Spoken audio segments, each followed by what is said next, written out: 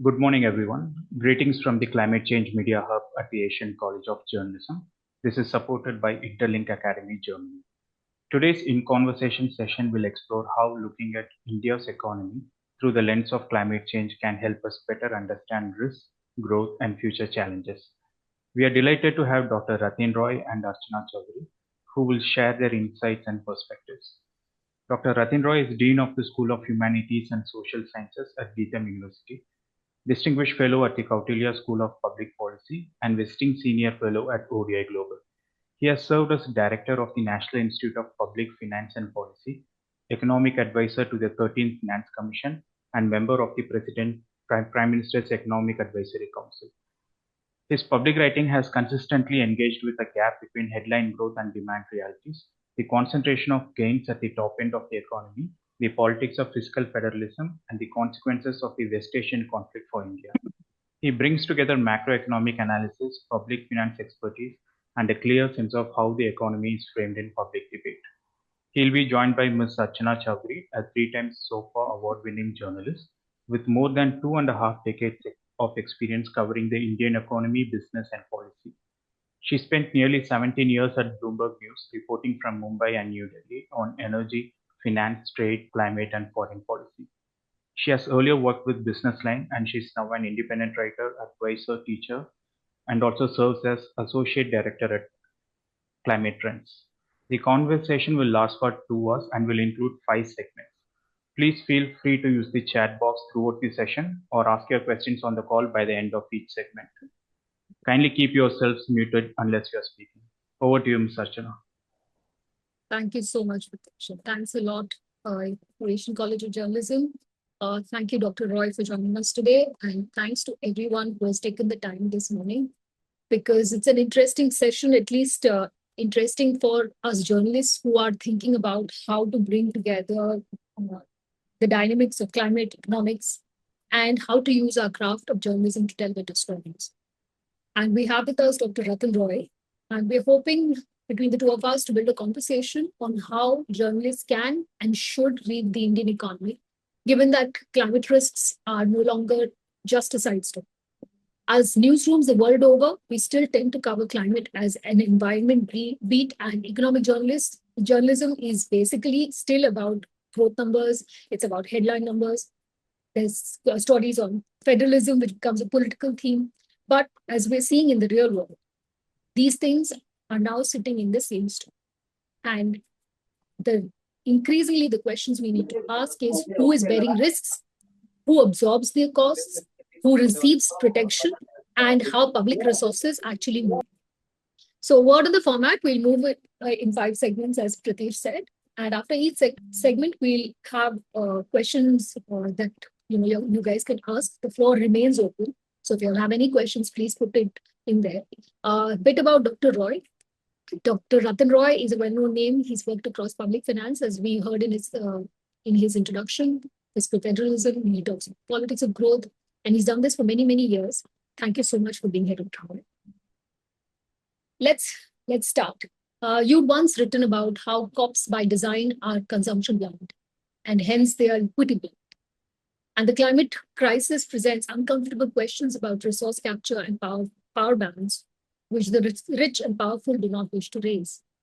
That is from a piece that is titled Masked Power Play, and a good diagnosis of what the global climate conversations have been doing and how they have in some ways failed for the last 30 years. So let me start with the question that every economic journalist is expected to treat seriously. Things like the economic survey, for instance, or GDP numbers.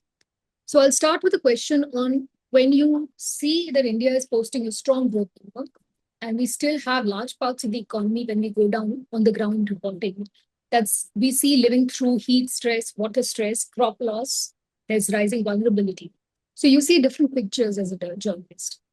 I would like to ask you, Dr. Roy, how should we read this gap between headline number and growth?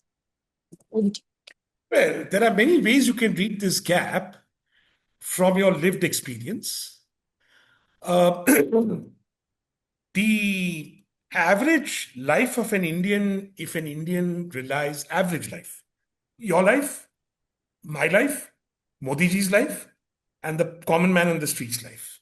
Our life as Indians living in this country in 2026 is entirely dependent for its improvement on a day-to-day basis of being able to gate ourselves from the country.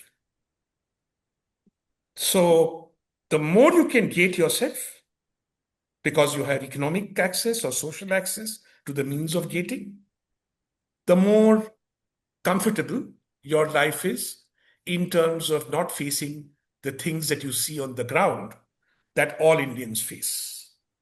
So if there is heat stress, Hyderabad today is 42 degrees centigrade. I am sitting in my living room because my study doesn't have an air conditioner. I have gated myself.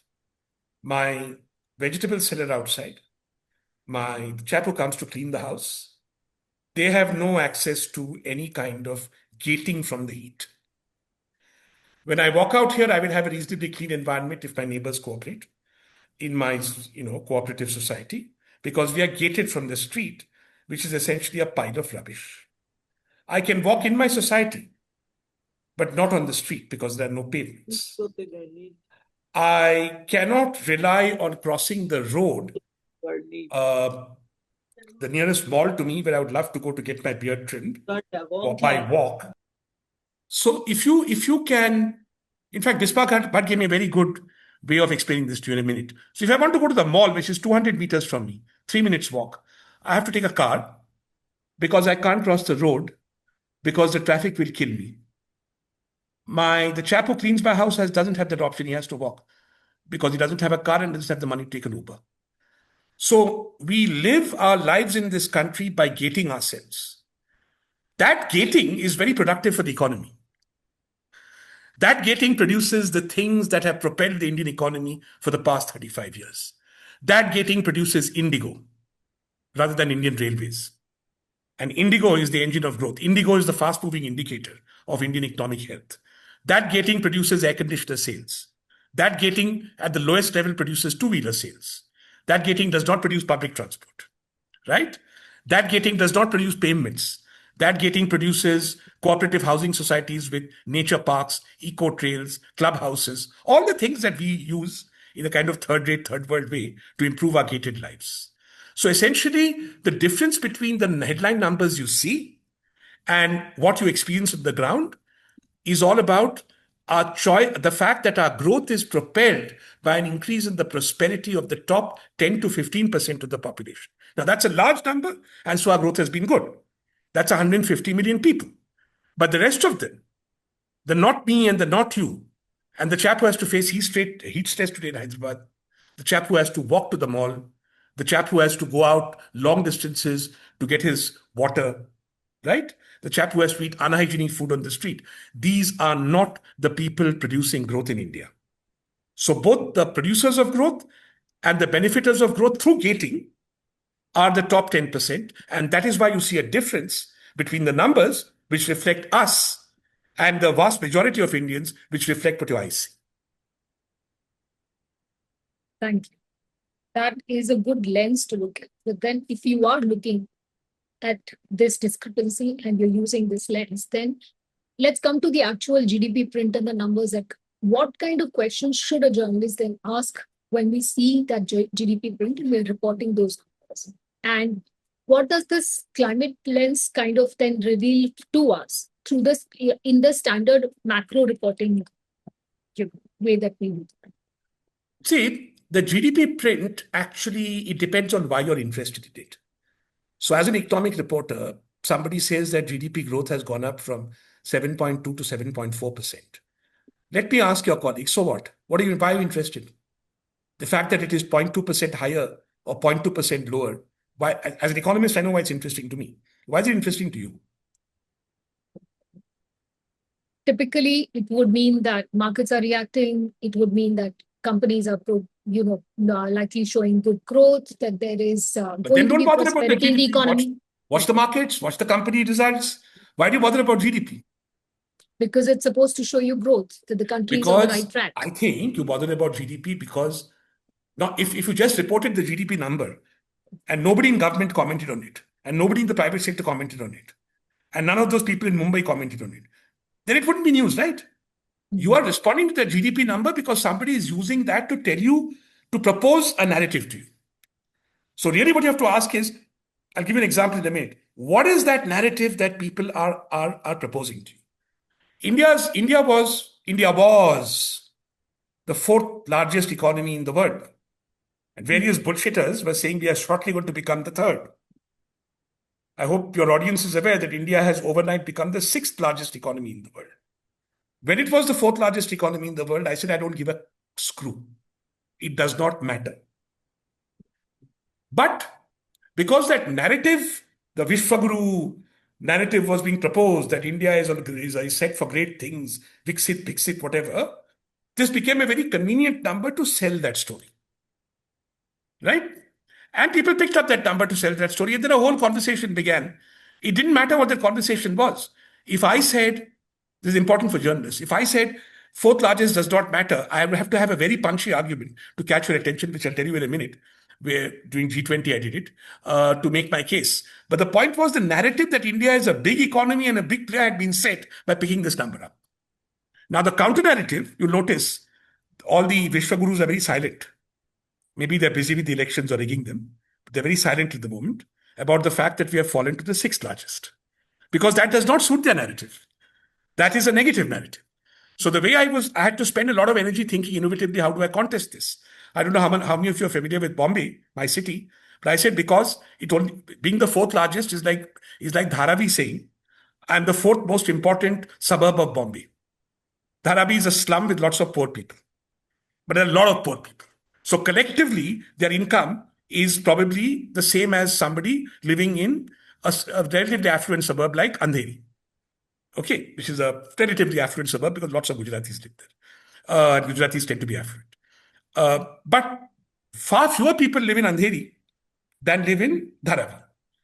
So Dharavi is the fourth largest suburb of Bombay means nothing. Secondly, a small increase, let's say at 15% up in the stock markets, will drop Dharavi from 4th to 6th because then people from Kandivali and Dadar will become more prosperous than Dharavi. So I had to put it this way, to say you are only there because you are a poor, populous Gunda country. Lots of poor people with very little money, add them all up, you become the fourth largest, right? So in terms of narratives, I think the first thing you have to do as journalists ask, why is this person raising this particular fact?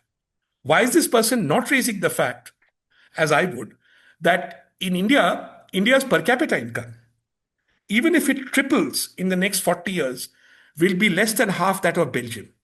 Doesn't matter if we become even the second largest economy in the world. Our per capita income will be less than Belgium. Why are people not saying that our human development indicators are the level of Burkina Faso? There are many ways of tackling this question. I mean, that's what I mean. It depends on the angle. Let me tell you as a South Indian what I would say. I would say that it is a fact that from 1980 to 2018, the peninsular states of India, Maharashtra, Gujarat, and South India grew as fast as China. And that is why we are a prosperous economy today. I would say, so it depends entirely on who is making that proposition and how you respond to it. So when GDP growth numbers come out, you have to ask, why are people taking this as significant or ignoring it altogether? So today I'll be asking, we have dropped to sixth largest. Why is nobody talking about it? Why is FICCI not talking about it? Because it is embarrassing to them. It is not convenient for the story of rated growth. Thank you. Okay, point taken. GDP print is not the most. No, it's very important. Anything is important. No, it's not the best measure to say. No, I'm not saying that. I'm saying the reason why we talk about infra-marginal changes in GDP growth every year or the repo rate. How does it matter the interest rate? Ask yourself. As a journalist, it's a very basic question. You should be basic. How does it matter if the repo rate falls tomorrow by 50 basis points from 7 to 6.5? Who is interested in that information? What are they trying to sell you when they're doing all that drama about the repo rate falling or rising? Right? Now, if you're Bloomberg, it matters very much because you are trying to tell people who are insiders how different agents are reacting to a 50 basis point fall. Both in terms of not so much that fall, but the or bhi girega ki nahi. Right? And the response to that will be different if you're a bank, if you're a stockbroker, if you're making your money in prostitution, or if you're making your money in steel. So what Bloomberg is doing, or what an economic agency does, is it is trying to filter stakeholder reactions and enable other stakeholders who make money from watching, anticipate the reaction of other stakeholders to make money. That's the game Bloomberg is in. The game that, let's say, the Times of India is in, is basically to say that when the repo rate falls, it means, depending on the editor's mood, that the economy is not doing well, so they've been forced to reduce interest rates. Or the inflation is so low that they're able to reduce interest rates and tomorrow growth will come. Right? Again, it depends on your point of view. So every single economic indicator discussed in the public domain, there is a reason why people talk it up or talk it down. And your job as a journalist, I think, is to understand that reason as part of background. Fair point taken. But if we are then to look at how the climate risks are not really reflected in any of this, and then what should the reading of an economy be if we are looking at it from a climate lens? What should a journalist be looking for? Well, I don't think you should look at the economy from a climate lens. I think you should look at climate as a consequence of the choices we have made regarding our economic growth. And by which I don't mean something silly, like we have grown at the expense of climate. I'm not saying that. I wish it were true. That would be very easy to solve for. So if the United Kingdom correctly says, our growth has come and we have actually not accounted for costs in terms of climate change, then they can say, okay, now that we have grown, we will change those costs. No, that is not the case in India. In India, we have grown in a manner in which we are having to bear climate costs. We have grown in a manner in which there are no pavements on the street, and that's a climate cost. We have grown in a manner in which we are choked thanks to agricultural decisions in the past, thanks to the pattern of industrial growth we have had, and thanks to the pattern of vehicular density increase, and the choices we have made with respect to urban development to deliver that macroeconomic growth rate. We have produced one of the most unlivable cities in the world, which happens to be the capital of the Delhi Sultanate. India. Apparently, it's capital of India, right? You live there, Archana. It's an unlivable city between October and March. All of North India is unlivable between October and March. So for me, climate reflects a consequence of bad choices. And in fact, I'm sure we'll come to this later. The whole problem I have with this sort of net zero obsessed climate is that it masks this. And therefore, in India, I have very little time for net zero. I think it's a major fraud. And it's a great industry for people involved in it. But people make a lot of money from it. In the UN, I got millions of dollars of grants for it. But it's a fraud. Because it does not ask this question, is my climate challenge the consequence of bad decisions we have made regarding the pattern of economic development or not? And if so, to correct that, is net zero relevant? I don't think it is. Fair point. Then does that mean, and please, those of y'all who are online right now listening, if you all have any questions, please do come in and ask them, or if you have a point to make, raise your hand. But to come back to this question then, when you're seeing the economy or you're measuring, writing stories about the real economy and about economic figures, what is it that as a question we need to ask every time? One part of the answer is the choices that we're making, as you said, and what kind of an economy we're building. Is that a good frame to kind of look at and report? Yeah, that is, I think, the first framing. And then you have to ask always, who are you trying to communicate with in what you're reporting? So say you're reporting the horizontal devolution formula of the Finance Commission. And who are you trying to address? Because what I've never understood is this idea of the disinterested and neutral reader. I, as an economist, never do that. I talk to constituents, I talk to stakeholders, I talk to people who are coming to me with a purpose. So let me give you a completely abstract example. I know they're coming back to this later.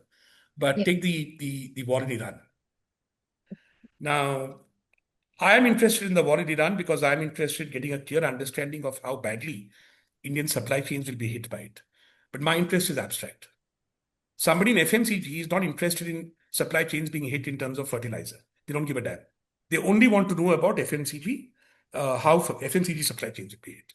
Likewise, somebody in agriculture, in that business, is only interested in agriculture supply chain. I'm interested in macroeconomy. 40% of your readers have boring lives. So they get up in the morning and they read your thing on Iran अच्छा लड़ाई हो गया है, you know, Ayatollah और Trump में लड़ाई होगी. So who are you addressing? I think I'll go out on a limb and say this. I think the Times of India group does it very well. They are addressing exclusively, because that's a big market, the people who have boring lives. If you look at the headlines, they're quite facetious. The Hindu, on the other hand, takes its stakeholders seriously. And it is trying to address serious stakeholders. Therefore, to read a Hindu report, you only go there if you're somebody like me who wants facts and not to get entertained. Right? So, as a reporter, you've got to ask yourself, what is the balance you're trying to do as an economic journalist? If you want to do tamasha on the budget or on the Finance Commission report or on the war, then you have an entertainment question to ask, which is, kisko maja aayega? Kisko kharab lagega? Who's going to hurt? Who's going to gain? What will happen to Modi ji? You know, and these are not serious questions. But if you're going to ask a question seriously, you've got to ask, I guess, always the question is, who gets hurt? Number one. Who gains? Number two. On the second, in India, you'll probably be censored, since who gains is probably normally 3 or 4 people and they own you. But who hurts is a good question to ask at the same time, because that is an important question to ask in the public interest, right? So I would say that numbers matter. You have to second step after getting that framing is to say, who am I writing this report for? Am I writing this to signal that the consequence of what is happening is some people are going to get hurt? Or I'm writing this to say that some people are going to gain? And that's not really different from what an economist like me does. I'm always assessing who is going to gain and who is going to get hurt. And therefore, the only difference I guess is, since my work involves thinking about tomorrow, is this gain and loss, how is it going to affect the future? How is it going to affect old people? How is it going to affect people currently in college about to enter the workforce? How is it going to affect children? Those are not your constituents. So your constituents are basically those living in the present. किसको फायदा होता है, किसको नुकसान होता है? That's how I would frame the second question. So then the climate question doesn't really change the framing substantially, in the sense that बिल्कुल change होता है. If you ask a question about economic urban development, let's say, let me take my own city. Mr. Revanth Reddy, the Chief Minister, who I have a lot of respect for, I'm not just saying that, I do, I think he's quite smart, has announced something called Bharat Future City. So I ask who gains from this. I won't tell you because, you know, there are important people in the city and I want them to like me. But who gets hurt? I can tell you potentially who gets hurt. People who are living a reasonably clean life in that area are going to get hurt. People who rely, if that city is not built with a low pollution lens in mind, if it's not built truly as a smart city, then it is going to further impact pollution. Hyderabad is on the brink. Our, what are they called? What Delhi mein kya ho? AQI varies between 80 and 100. Building any such thing badly will cause it to go up by 100 to 140. But most important, I'm thinking, what difference does it make to the vast majority of Hyderabadis? The answer is zilch. And the answer is zilch because what Revanth Reddy is doing is something that Indians always do. There's a lot of interesting story here if you make it interesting. It's been made interesting. That Indians have been doing since the time of Emperor Akbar. When I went to England first, I looked at the Palace of Westminster, Buckingham Palace. I said, my God, they've been living in this palace for 400 years. Kya culture hai inka? Hamara to nahi hai. When our emperor builds a palace, his son builds a new palace. When the son dies, the grandson builds yet another palace. You know, when Modi ji comes to power, he builds a new capital. Kartavya Bhavan banate hain. He doesn't try and improve North Block and make it climate friendly, you know. So what we do in India, when we do this sort of bad economic growth or economic development, is we destroy, I'm going to introduce a word that's very important in climate discourse that's gone out now, we destroy the commons. Whether it has been the Green Revolution, whether it has been our city development, whether it is the development of the national capital, Indian growth involves destroying the commons. Now, when you destroy the commons, You are destroying something that needn't be destroyed today because you actually know in the 21st century how to do it better. When the UK destroyed the commons in Manchester in the 1700s, it didn't know how to develop other than to destroy the commons. Today, we do know how to develop other than to destroy the commons. And the final point I want to make is linked to this deliberate destruction is also the inequality in living in the gating that I spoke of. Much of the destruction that happens in India is a consequence of poor environmental decisions that have been taken, which is why our inner cities stink. Then the affluent areas next to the inner cities stink. Then the affluent areas next to those affluent areas stink. Then you build one more affluent area, Gachibowli in my city, which now stinks. Right? So you have to at some point take a deep breath and say, no, I actually have to start with Charminar and make Charminar livable. And the way I've expressed as the Chief Minister is, Mr. CN, no city in the world, whether it's New York, Shanghai, London, Paris, has built a new London or a new New York without first fixing the old New York or the old London. Fix your inner city, then go and build new. Do not be Akbar, do not be Shah Jahan, do not be Modi. This is a powerful message, and this is a very central message to look at things through an environment lens. Now, why am I saying environment lens? For want of a better word.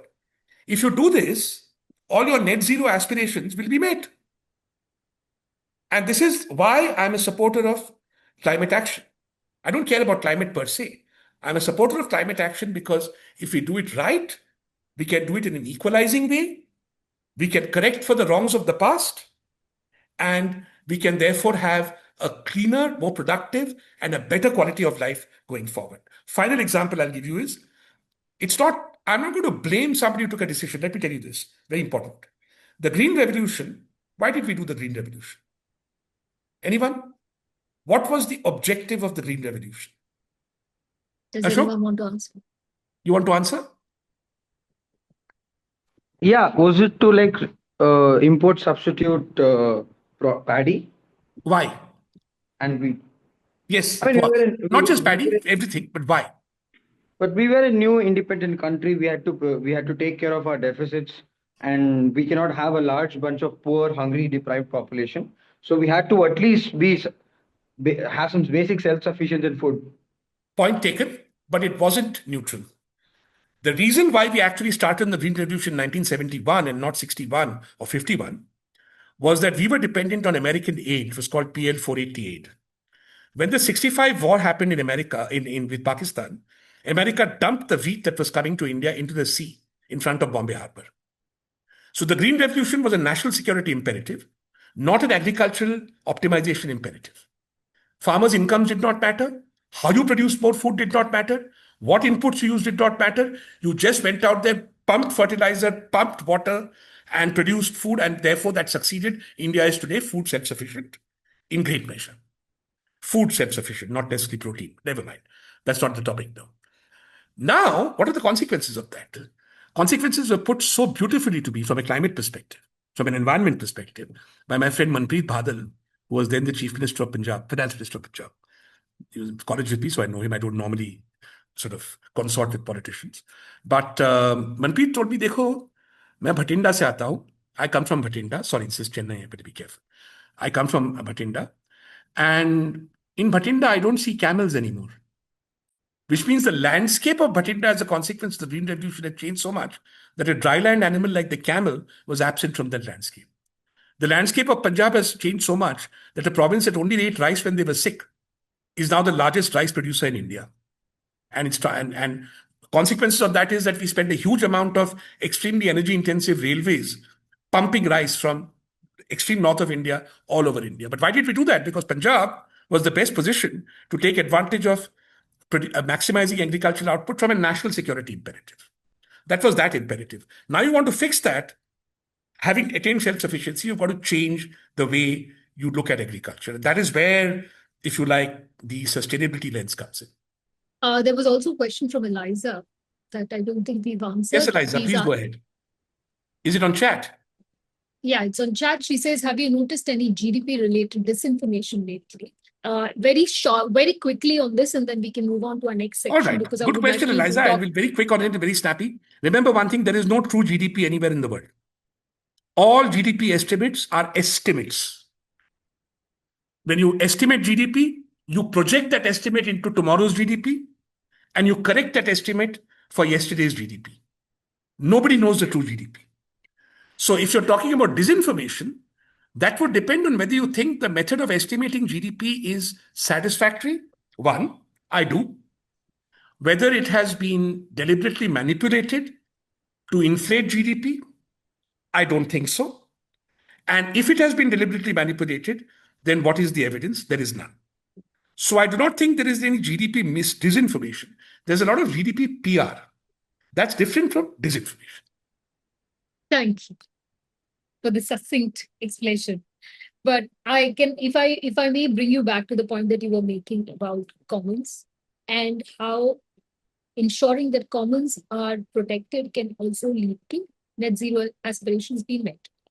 But this also takes me towards this whole debate of adaptation, because protecting commons can also be one way to ensure that we are adapting, that adaptation needs are taken care of. Would that be fair to say in climate? And from a journalism point of view, if we went back and we still talked about budgets and we still talked about how money is allocated, then how should we think about the funding of adaptation? And especially because, there is a thinking about it as a welfare issue, but should it be a fiscal issue, and should adaptation find place in budgets? If I can bring No, up the whole. you should fund budget. activities, and those activities should include activities that serve a public good.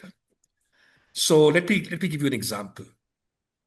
I should be able to improve my coastline in terms of creating a more sustainable and nicer coastline as a commercial value proposition.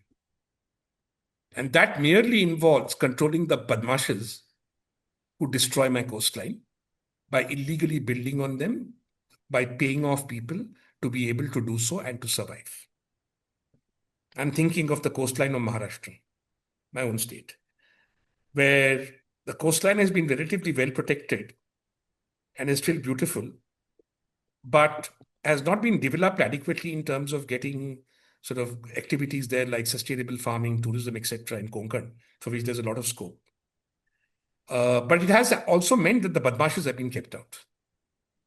That is purely a regulatory and commercial proposition that does not involve spending money. On the other hand, if I'm dealing with adaptation to things that I have no control over and that will happen as force majeure, then yes, you must spend as much fiscal money on it as possible, as long as you follow two rules. Those are fiscal rules. One is not mine. One is John Maynard Keynes's. I'll come to that second. But make sure that when you're doing adaptation, you are doing it in a way that does not mean that some people make money out of it at the expense of others, because then they will have a vested interest in perpetuating the things that bring about the necessity to spend on adaptation. So let me give you an example. If there are people, if you adapt to the destruction of mangroves and the consequent climate risks that happen from destroying mangroves, by giving out a tender to put in a seawall and perhaps a few other mangroves, then everybody who destroyed mangroves in the first place has an incentive to destroy them, because then they'll make money from the seawall tender, right? So you have to be careful on that. The second, which is very important in India because we have such an incompetent state, is by John Maynard Keynes, which is the main rule of public finance. If you can do it, you can afford it. बड़े बड़े बकचोदी नहीं करने का, बड़े बड़े बातें नहीं बोलने का, कि हम ये गडकरी बोलता है ना, Suresh Prabhu said nonsense in 2016. He's an ass. In 2016, he said, by 2020, nobody in India will have to be waitlisted for a railway ticket. अब काबिलियत नहीं है, तुम बकवास क्यों कर रहे हो? So in India, we do a lot of bakwas in the future tense. That means then what happens? People take that bakwas, mera leader hai, and then they start spending money on that bakwas. And when you spend money on that bakwas, obviously the bakwas will not be fulfilled because you can't do it. You have no capability. It's a bit like stopping gold smuggling. You impose a ban on gold. I've told countless finance ministers this. I said, you come to the Konkan coast. you will not be able to stop smuggling. You do not have the capacity. Your police is too weak, too corrupt. Your customs officials are too compromised. You will never be able to stop gold smuggling. You will end up in that ridiculous situation when you come to Mumbai airport internationally, where they put a white chalk on your box and X-ray every, suitcase. How are you going to stop gold smuggling with this kind of, cartoon police force? So also with adaptation, we have to be very conscious that the alternatives we propose actually, given India's weak capacity, poor training, poor literacy, are doable. So adaptation is important. We must have a comprehensive idea of what we need to adapt to. There may be consequences where you adapt, but not necessarily by doing things. For example, with cyclones, I've always argued, you should very seriously explore the possibility of permanently relocating populations. It is both cheaper and more sustainable than adapting to a rise in, sea levels. So if we have a rise in sea level strategy, we have to think about things that we can do that we are capable of doing. Right? There are many ways in which Denmark can deal with the rise in sea levels because they have a capable administration. They have a competent government. They don't have a corrupt rent-seeking society. We do. So then we have to take all these on board and then decide how to adapt. So again, if you're assessing a proposal by a minister, ask yourself, iski auqaat hai karne ka? And be bold and report it. Your bosses may not allow you to, but at least try. That's a good way to perhaps look at it, to understand whether we have the capacity. I see Ashok has his hand again. Am I audible, Dr. Rai? Am I audible? Yeah. Yeah, so I am Ashok, and I work for the Hindu. I report on stock markets, mutual funds, and SEBI, and which, in my opinion, has the largest share of bakwas. Uh, uh, so it becomes very difficult to sort of sort out the noise beyond a point. I cannot say that ABC are good people. Therefore, what they say about climate, gender, and all that is right, because that's not a very efficient way of doing it. And to be able to look at the opinion they give and then report on it. So everybody, whether from AMCs up until SEBI, has a social variable now. They want to add a social variable to the GDP identity. They want to have a gender budgeting, not caste budgeting. They don't want that, but they want a gender budget. They want a climate budget. Now AI. So how seriously do we take all this? And is ESG an actual real thing, or is it also another buzzword? How do we sort of report on these things? Because our day job involves that. Very good. Very good question. I have a take on it. I'm not a communist. I like making money. I like capitalists making money. I just don't like them making all the money, and I want more capitalists. What I don't like is a capitalism that freezes the number of capitalists and everyone else lives like shit. Okay, so the answer is from this respect. I think there's a lot of money to be made out of tackling the climate problem. And that is because, and I'm a great supporter, therefore, of initiatives like climate bonds. And that is because India's climate problem is a result of actually the world's climate problem. I'm just trying to get a hang on this. Wait. Yeah. It's important I have to bring this in. I have to bring in the commons here. So when I was a younger man, I was very drawn to arguments that were given in something called the Brundtland Commission report. The Brundtland Commission report actually took up something I was interested in, which is for a long time, which is the issue of hunger. And this is as old as Amartya Sen and the Bengal famine. Typically, the Brundtland Commission report calculated there was enough food in the world for every human being to have a nutritious meal. The problem was that there wasn't enough money in the pockets of people to buy that nutritious meal. There was no supply problem. Right? She said that this is going to be the big economic challenge for the world going forward. The crisis of consumption has two dimensions. There is oversupply, and that oversupply happens because things are mispriced. Typically, what is mispriced is the commons, which is resources that are available to everybody are extracted, expropriated, or commercialized by somebody to leave everybody minus somebody worse off. I'll repeat that. Resources that are available to everybody are expropriated, extracted, commercialized by somebody and then everybody minus somebody is worse off. Resources that were available to everybody, pavements in a city, are expropriated by somebody, Maharathis, hawkers, whatever. And therefore, everybody minus somebody is worse off. She said this sort of economic development is creating the sustainability challenge. Climate change, in my opinion, was a response by global capitalism, or the highlighting of climate change and privileging it over greater questions of sustainability, was a response by global capitalism to divert attention from this extremely incendiary observation, the everybody minus somebody observation. So what they said was, no. Wait. Forget all this. Oh my God, the world is warming. Now the world is warming completely absolves any culprit.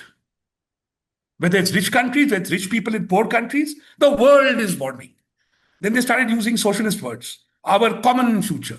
Right? Suddenly what happened? Then they said, you know what? The solution to world's warming, and we're all going to gather at COP and drink champagne forever to discuss this, is we need to change the way we produce energy. Coal is bad, right? Gas is bad. Petrol is bad. Let's produce renewables. Let's have battery-operated cars. Okay? Yeah. So I asked, whose energy? Not whose energy? Second, I ask, energy is an intermediate good. I'm an economist. It's not a final good. So if you're going to change how you produce energy, you're indifferent to how it is consumed. Are you indifferent to who consumes it? You're, of course, also trying to mask to be where it is produced and how in a supply chain. But net zero. We got to become net zero. We got to move 1 degree, 1.5 degrees, net zero. Bakwas. Bakwas, which our political and social leaders, very unusually for India, actually held the line on for a long time. But then unke bacche Harvard jane lage. And their peer group became this net zero business. Paradoxically, as an aside, I noticed that people like Greta Thunberg and other young people under 25 get what I'm saying perfectly. It is my generation who wants to avoid this issue. So, if I ask anybody in any COP, tell me something. If I produce a unit of energy renewable using green technology, hydrogen, whatever shit, do you care even if that is used to power an air conditioner in my house or to light a light bulb for a child who's trying to read to go to school? No, you don't care. I care. And the reason you're saying energy and, for example, not agriculture, is in agriculture you can't divorce the technocratic solution to the problem from who benefits and who loses. When I do natural-based farming, of which net zero will be an externality, I have to choose a path in which the fertilizer-producing guys lose, the middlemen lose, the farmer gains and the consumer gains, and people become healthier and eat better food. That's the outcome. That if I get that outcome, I will make progress on net zero. So for me, the climate lens is the development lens. Because you've asked a very fundamental question, and which is where I break with the entire climate community, almost the entire climate community. Their obsession with net zero and intermediate good called energy is damaging. And I really want to tell you, journalists, this. Please understand the game they are playing. They are playing the same old game. And India is actually an outlier in this. A lot of Indian intellectuals, even in the IAS, in the government, I found instinctive sympathy for my point of view. Because they know. They have seen it happen. But so I'm not really, it's more broad. I'll give you another example in a minute, but let me take the second one. Let me take coal. I hate coal. Not because of the reasons that an Englishman hates coal or a French person or a climate warrior hates coal. Why do I hate coal? I hate coal because it is disgusting the way coal is produced and who profits from it. It is disgusting the way we mine it. It is disgusting. Have you seen Slumdog Millionaire? I hate those trains. I hate kids on those trains. I hate the whole bloody ecosystem that uses coal to light my house. I need to change that ecosystem. That is why I hate coal, not because you're net zero. So if you do something about coal, and you do something about coal in a way that it makes the lives of those involved in that exploitative ecosystem better, I'll work with you. If you're only interested in replacing coal with some other form of energy, I will not work with you. So my take on this is very, very simple. Now, coal is a reflection, finally, of a larger problem. India's biggest economic problem is what? We are a horribly low productivity bakwas country. 90% of our shit happens in informal sector. Your stock market is like Marie Antoinette and the Bourbon Court. वो तो हमारे 100 million लोगों का खेल है. All this mutual fund सही है is बकवास. That's only to make money out of marginally poor people. I know I used to be a stockbroker. वही तो मेरे बकरे हैं. नहीं तो पैसे बनाऊंगा मैं mutual funds. Anyway, so if everything is unproductive, everything I've looked at in the climate space that works and works equitably, there are two ways it can happen, will improve Indian productivity. Let me give you one example from Government of India. Government of India is perhaps the most unproductive economic player in this country. एकदम बकवास चलाते हैं सब कुछ. ठीक है, given. Now, why do I like green bonds? Because the moment you have green bonds, I told the finance ministers, I said, you can actually go down there and monitor what the green outcomes are, because you have to explain to the markets what they are. Otherwise, your bond will fail. That automatically imposes a discipline on you, and that discipline raises productivity. So here's my peg for you. Climate matters because the subset of climate decisions in a highly unequal country with bad ways of producing stuff that improves equity and quality of life matters, and therefore climate matters. Climate matters because India is a low productivity country, and most climate investments improve productivity. That should not prevent us from asking tough questions in the international space. Like, oh, you want to produce batteries? Oh, nice, batteries. All right. Where's the cobalt coming from? You know where it comes from? From the Congo, which is a small and a country in Africa where I would not like to live, even in preference to India. Okay, so my question to the Germans is, why don't you produce those batteries in the Congo? Why are you taking the cobalt to Germany, making batteries there and selling them? That is exploitation again. So there are many dimensions to the climate question which become interesting if you unpack them from the consumption lens and the productivity lens. ये सब ESG, BSC सब भरतनाट्यम है. That is actually trivializing the very serious economic problem we have in a country, a highly unequal, low productivity country, where climate does provide a key. But if you're going to box it and not discuss it with the productivity and inequality lens, you're just behaving like all the West and the global North. I'm not buying it. Elaborate on that a little bit more. Well, the global North doesn't give a damn about you. They just want to make sure that your ability, let me give you an example. Your ability to deal with the climate problem is history blind. Recently, some smart elect in the European space, not recently, 4 years ago when I lived in England, proposed a shipping tax, if you please. A tax on ships, because ships are bad, they burn, they're bad for net zero, right? I said, cool, I agree with you, I support it. I have data from the Lloyds of London about every coal-burning ship that ever sailed in the world since 1874, at least. I want a retrospective shipping tax imposed on every ship that burned coal since 1874. Aage Maidan mein Kabul. I never heard anything more about the shipping tax. So basically, what they want is A, history blind, then distribution blind, then inequality blind. Now, again, I must say that with all our problems in India, the government of India has been very, very conscious of this, and the positions we have consistently taken have emphasized this. First, with common but differentiated responsibility, and later by refusing to accept net zero as the only problem. We have not paid enough attention within our own country to the inequalities that cause negative climate outcomes. But we have certainly paid global attention to this, of the inequalities across the globe that cause negative climate outcomes. That we have. My thing to you was, for reporters who are going to do corporate reporting, how do they look at ESG? Sorry? Just how should, I mean, that is the larger question that you were looking at. But if we came back to what Ashok was asking on ESG, for corporate reporters who are looking at covering company dynamics, how should they look at ESG? One sentence answer. The same way you look at CSR. Okay. If you think वो तमाशा है, तो है तमाशा. If you think वो serious है, I don't take CSR seriously. I think it's a way to avoid paying tax. Why can't you just charge 2% corporate tax and then earmark that for climate tax across the country? नहीं करोगे ना. तो वो फिर Mrs. Geo and Mrs. Kirloskar, they are basically doing the CSR. So it depends. You may disagree with me, that's your problem, not mine. But I would say that they both belong in the same asset class of non-commercial activities. Fundamentally, a firm is there to make money for its shareholders. When you add on these things, these are performative in my view. So you're basically saying the lens has got to be much deeper when we're looking at anything. The three principles that I can see from what you're talking Yeah. about. One is to ensure that you're looking at the commons. You're looking at who pays, who is affected by whichever decision is taken. And finally, when you're looking at money flows, then you're looking at what the money is going to be used for and in what way, right? So That's that a is the brilliant very summary. fundamental. Actually, did you write that down? Is this being recorded? Yes, it is. I'm going to take that summary and use it. That's brilliant. Thank you. Absolutely spot on what I was saying. Thank you. So then let's come back to our discussion. Unless there are any other questions that we've missed, I can see.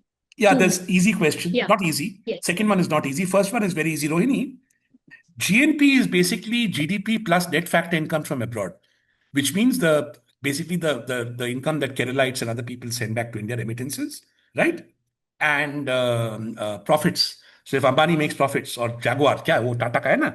Jaguar Land Rover, they make some profits if they come back to India. So incomes, or you invest like I do in European equities, and that those returns come back to India. That's not part of our GDP, right? But that is part of our GNP, net factor income from abroad. You can calculate that in 2 minutes. But for the economy, we are interested in income produced here, consumed here, and therefore we focus more on GDP. The GNP is just an ad, and it's a very easy ad. You can do it in 1 hour if you have a GDP number.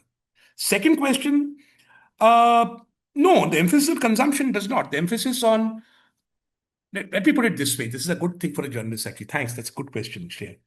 Shreya, when I first came back, I keep coming back to this country, but when I first came back to this country in my very early 40s, in 2008, to work in the government of India, in the Finance Commission, I was very curious. I was looking at the Economic Times and all that, all these newspapers, and I found that they were reporting these, what they call leading indicators of the Indian economy. And I went to Bombay and I found all the economists, they were also looking at these. So yeah, these were like, toothpaste, shampoo, soap, Gurgaon and Vashi real estate markets, aviation. So they go, yeah, what about like the stuff that not a poor guy, an average Indian consumes? What about like bicycles? What about like railways? What about like public transport? What about like health, normal health? Number of, Saridon produced or Dolo. Huh? What about education? I just mean private education. Why are these not fast-moving indicators? Because these affect far more people. Answer I got was they are not important for the economy. इससे पैसे नहीं बनते. पैसे ये सब से बनते हैं जो हम top 10% consume करते हैं. The top 10% of the population, the money they spend is what powers this economy. Therefore, those are the fast-moving indicators of the Indian economy. Fair enough. But then I found the RBI also accepts this. I found the government of India also accepts this. Of course, McKinsey will. McKinsey doesn't give a damn about the average Indian. They're only interested in the top 10%. Don't blame them. The government of India should. The Reserve Bank should. Our economists should, but they don't. So the point is the emphasis on consumption of the rich and the undeniable fact that the more they consume, by which I mean the top 10%, it's a lot of people, right? Some of you call it, like my friend Anindya Chakravarti, call some of them the middle class also. I mean, anyone who pays income tax in India and 10% below that, it's about 8% of the population. Their consumption determines macroeconomic performance.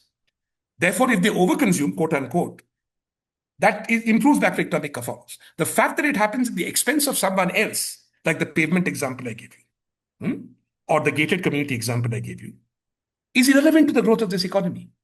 That is just extraction. So the emphasis on consumption does not recognize overconsumption for these much more precise reasons, not what you might think. It's not an arithmetic thing. Right. Pushkar? Sir नमस्ते. नमस्कार. बहुत अच्छे से sir आप explain कर रहे हैं. मैं एक चीज जानना चाहूंगा सर, अभी जो आप 10% की बात कर रहे थे, मैं एक चीज को थोड़ा इस चश्मे से देखना चाहूंगा. इन्वायरमेंट से मैं भी थोड़ा सा जुड़ा हूँ. हमारे देश में एक मिनिस्ट्री है MOEFNCC, मिनिस्ट्री ऑफ फॉरेस्ट. तो उसकी जो भूमिका है, तो मैं देख रहा हूँ कि जो मिनिस्ट्री ऑफ इन्वायरमेंट है वो भी उन 10% लोगों को तैयार कर रही है. There are so many projects running and project mafia भी बहुत हैं, और बहुत से इंटरनेशनल ऑर्गेनाइजेशंस हैं जो एक तरह से गलत एडवाइस या गलत इनपुट्स, मतलब वो कंसल्टेंसी और रिसर्च के नाम पे ऐसे इनपुट्स हमारे सो कॉल्ड जो मिनिस्टर्स को देते हैं और वो उस तरह के डिसीजंस लेते हैं। तो ये भी एक बहुत बड़ा कॉज मैं देख रहा हूँ। There are so many organisations, उनके नाम नहीं लूंगा, वो बहुत लार्जर कंसल्टेंसी प्रोजेक्ट्स लेते हैं और एक पूरा साइंस का जो प्रो पीपल जो वो है उसको डाइवर्ट करते हैं, और उसके बाद फिर आगे की प्लानिंग बनती है कि हमारा नेट जीरो इमिशंस का डेटा गलत पेश करना या टोटल जो है। उसके बाद फिर हमारे नेता तो आपको पता है कि भोंपू की तरह कुछ भी बोल लेते हैं, एक बड़ा कंसल्टेंट उनको कुछ राय देता है। तो इसको कैसे एक्सपोज किया जाए? बहुत से इंटरनेशनल एजेंसीज भी हैं जो एक तरह से अपने कुछ एजेंडे लेते हैं और हमारी फंडिंग पे ही वो एक तरह से, और उसमें कई वो एलिट लोग हैं जो पहले मिनिस्ट्री थे, now they are consultant in those organisations. तो इस नेक्सस को कैसे वो किया जाए? मैं समझता हूँ कि शायद मैं अपनी आसान है बात भाई, करने का। नाम बता दीजिए, बताइए जी मुझे, सर। नाम बताइए। अशोक लवासा जी तो नहीं है, वो थे ना पर्यावरण में। अशोक लवासा, जी बिल्कुल अशोक नहीं है वो। लवासा नहीं है। हाँ, बिल्कुल उसके बाद उसके बाद है सर, जैसे सीके उसके मिश्रा बाद मैं नहीं है। अभी। जी लेकिन कुछ लोग बिल्कुल हैं, मैं नहीं है। जानता हूँ कुछ लोग हैं, वो आप पत्रकार है, आपका काम है मुझे बताना, अभी बता दीजिए। नहीं जी तो सर। छप के जी बता जी दीजिए, है जैसे ना, नंबर एक। जैसे नंबर सर, दो, ये सब जैसे मैं अभी देख। केवल पर्यावरण में नहीं होता है, ये हर जगह होता जी है। जी हाँ, जैसे जी हाँ, वित्त जी हाँ। मंत्रालय में हिंदी में बात कर सकता हूँ, अनुमति है? जी बिल्कुल बिल्कुल सर, बिल्कुल। नहीं, बाकियों से पूछ रहा हूँ, आपसे नहीं, हमें तो अनुमति हाँ जी। नहीं है। अर्चना ठीक है, हिंदी में जवाब दे सकता हूँ। I think it would be better if you mix both the languages to yes give sir, you yes people sir. who don't तो understand. फाइनेंस मिनिस्ट्री में जी। उन 2019 में मैं जब पेपर खोला, मैं चौंक गया था, हालांकि मैं सरकार में काम कर रहा था तब। मैंने देखा कि एक आइटम आ गया था बजट में, where they said that India will borrow sovereign abroad।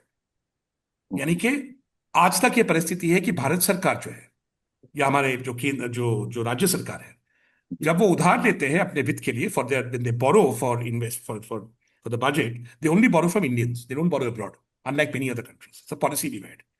One stroke of the pen, they changed that policy. I got very alarmed. I went all the way to the RSS because, and this is pertinent to आप क्या कह रहे थे पुष्कर। 20 साल से मैं देख रहा था कि वित्त मंत्रालय में, जब मैं एफआरबीएम कमेटी में था या जब मैं बजट के चर्चे पे जाता था, कि World Bank, IMF, IFC, private company इत्यादि आके बहुत प्रेशर डालते थे कि India should borrow abroad. Now, there's not a single country in the world, from Brazil to Indonesia, that has borrowed abroad and not suffered. India has always been very cautious about this. We have repaid our IMF loans early for this reason, even IMF loans. Forget commercial borrowing. So I didn't want this to happen. But there was a history of lobbies. So what you need is somebody who doesn't just talk about the national interest, but thinks about the national interest. I would like to think that the Environment Ministry is like that. I have found them fairly tough and skeptical about this kind of nonsense advice from other ministries.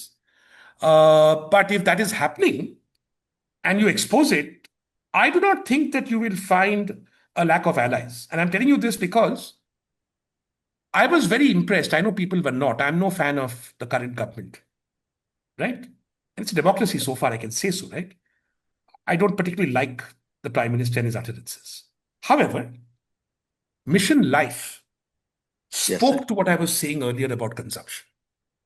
Changing the ways in which we consume, changing how we produce, is of the utmost importance in attacking the climate problem.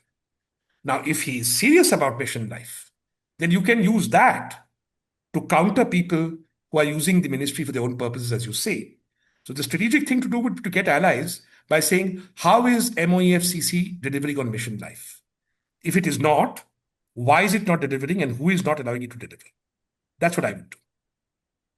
Okay okay sir. Thank you, Ishka. Are there any other questions? Shall we move to the next segment? Okay. I'll take silence for consent.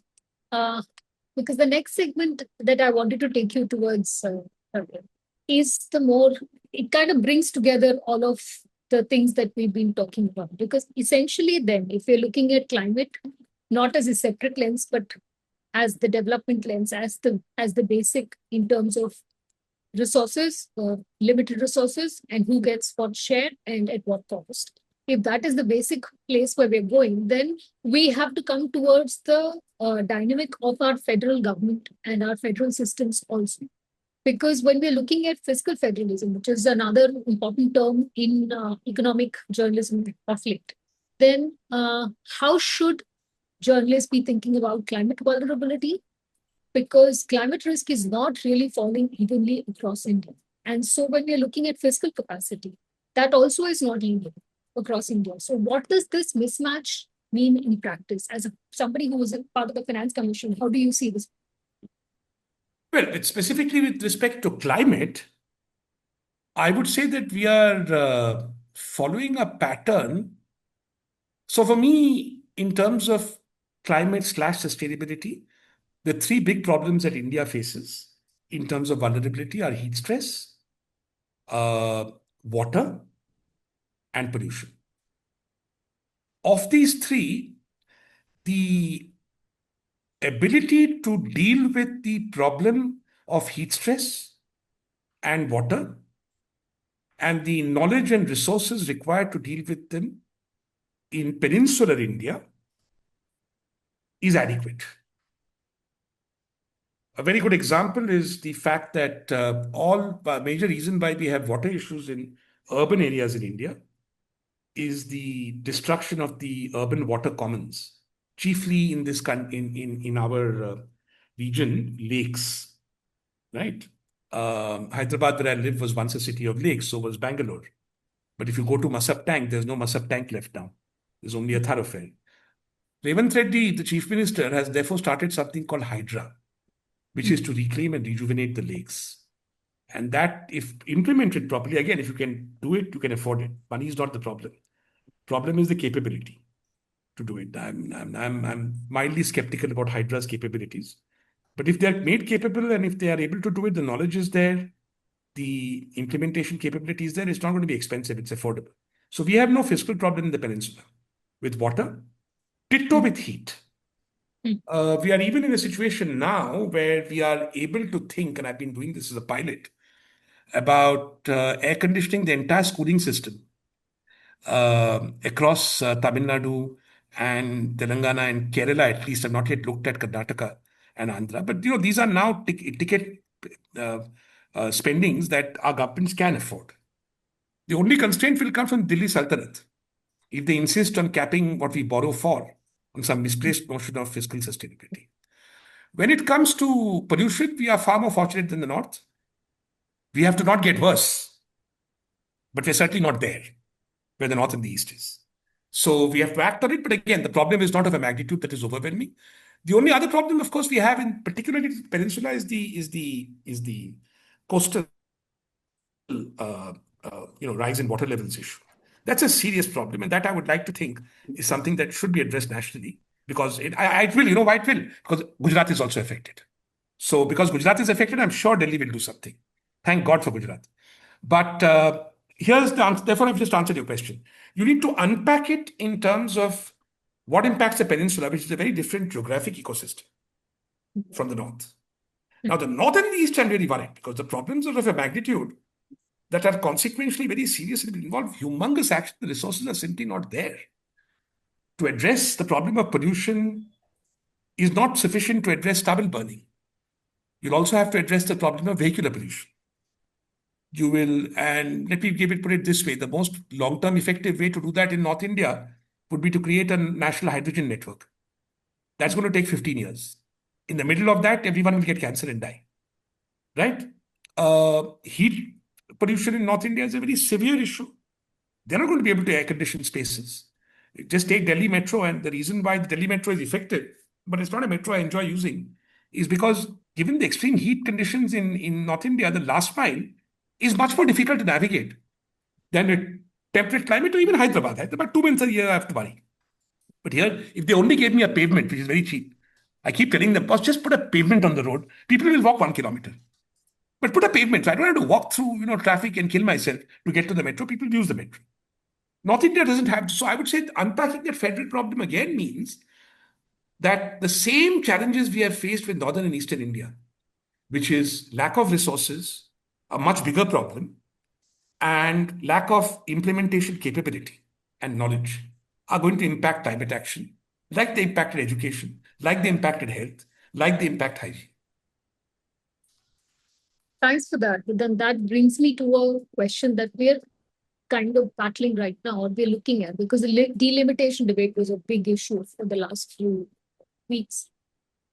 What it makes one wonder then is, right now it's being covered like a political battle, but the question of resources, the limited nature of resources, and who gets how much, or how they are represented for that redistribution, that remains. So, do you see the climate transition and adaptation funds, or the money that is going to be required to steel ourselves from the impacts that are coming? Do you see that becoming a part of the debate and the tensions?